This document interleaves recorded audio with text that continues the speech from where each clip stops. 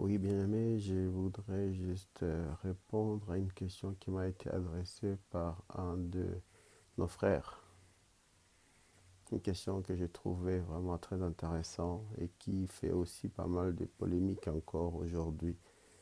Parce que la plupart de nos amis, de nos frères, ont beaucoup du mal à discerner cette vérité qui j'aimerais, avec la grâce de Dieu, puisse nous donner un plus ample éclaircissement. La différence qu'il y a entre les prophètes de l'Ancien Testament et du Nouveau Testament.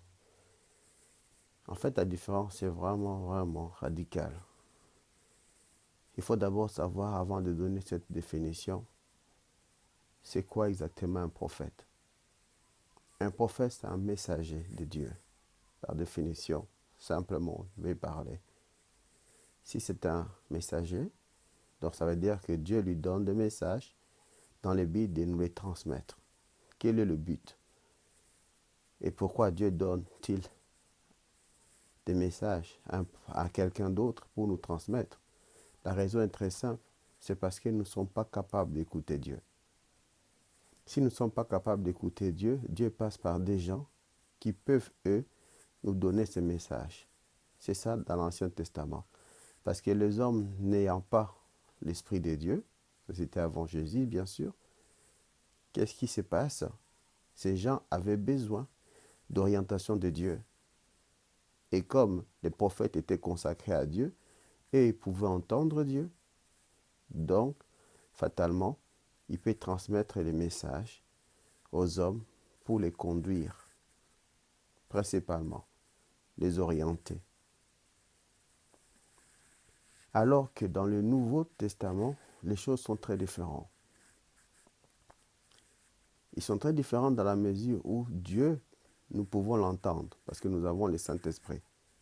Ayant le Saint-Esprit, donc, ça veut dire que je n'ai plus besoin de qui que ce soit vienne me dire quoi que ce soit du message de Dieu. Au contraire, j'ai la capacité d'écouter Dieu directement. Mais étant les hommes, on peut avoir des faiblesses. Ou du moins, pas vraiment des faiblesses. Oui, je pourrais dire des faiblesses, ou plutôt, nous n'avons pas toujours les mêmes opinions avec Dieu. Dieu peut nous dire qu'une chose, parce que nous envisageons une autre. Nous rentrons dans une confrontation entre notre volonté et la volonté de Dieu. Et qu'est-ce que Dieu fait? Dieu utilise une autre personne, donc notamment le prophète, qui lui va te confirmer. Donc dans le Nouveau Testament, le prophète n'est pas là pour nous orienter, il n'est pas là pour nous guider, il est là pour nous confirmer ce que Dieu nous a déjà dit. Donc la différence est fondamentale.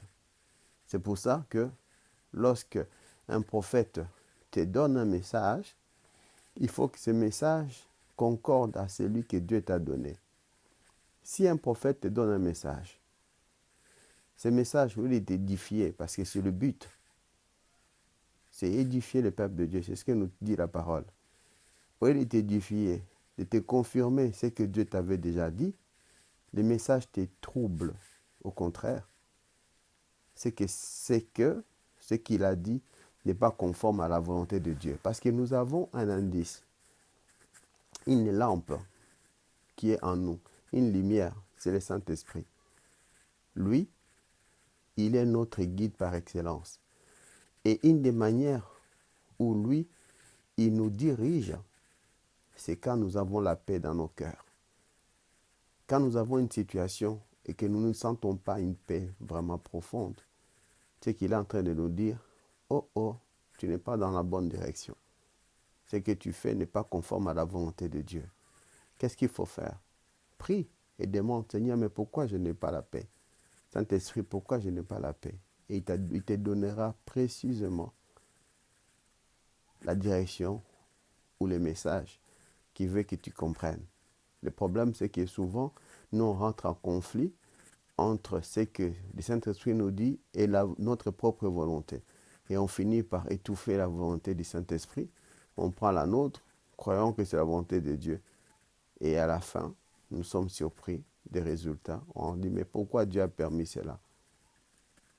Suppose qu'un homme vient te dire, je ne sais pas, il y a des prophètes, oh non, tu seras ma femme ou tu seras mon époux. Au lieu que ces nouvelles te réjouissent en disant parce que Dieu t'avait déjà préparé, mais ça te trouble. Donc, tu n'as même pas besoin de demander d'aller plus loin. Sache que ce n'est pas de la volonté de Dieu. Parce que tout ce que Dieu te dit, le Saint-Esprit doit la confirmer en te donnant la paix. Donc, même si une situation est plus grave, mais quand tu as une paix profonde, sois certain que Dieu est au contrôle.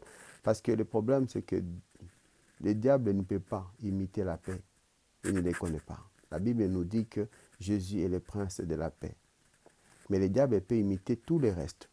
C'est pour ça que quand vous demandez des signes, de je ne sais pas trop quoi et tout ça, ah oui Seigneur, si il fait ça et que ça marche, je saurai que c'est toi. C'est très dangereux. Parce que le diable, lui, il peut imiter les signes extérieurs, mais jamais la paix. C'est pour ça que notre indicateur par excellence, c'est la paix. Pas dans notre tête, mais dans nos cœurs.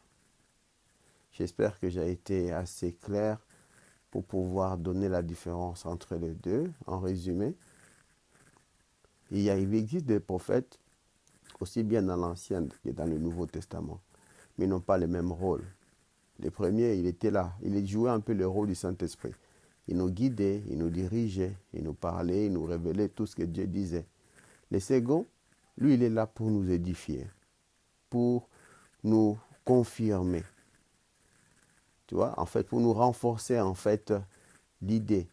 Si vous vous souvenez de l'histoire de Paul, par exemple, alors que Paul, Dieu l'avait déjà révélé les persécutions qu'il devait avoir, et un prophète est venu, il a pris la ceinture de Paul, il a dit, la ceinture que j'ai pris, que j'ai mis là, sur les chaussures, celui-là, il va souffrir. Pourquoi? En fait, il venait qu'il confirmait Paul ce qu'il connaissait déjà. Mais c'était pour l'encourager, pour lui dire, malgré les difficultés que tu vas passer et tout ça, moi, Dieu, je suis avec toi. C'est moi qui permets que tu puisses passer par là. Mais je serai avec toi, tu ne seras pas seul. C'est pour encourager. Voilà pourquoi il y a la prophétie dans le Nouveau Testament. Je vous remercie pour l'éclaircissement. Si vous avez des questions supplémentaires ou des sous-questions par rapport à ce thème, n'hésitez pas à donner vos réactions. Merci. Que Dieu vous bénisse. Je vous aime de l'amour de Christ.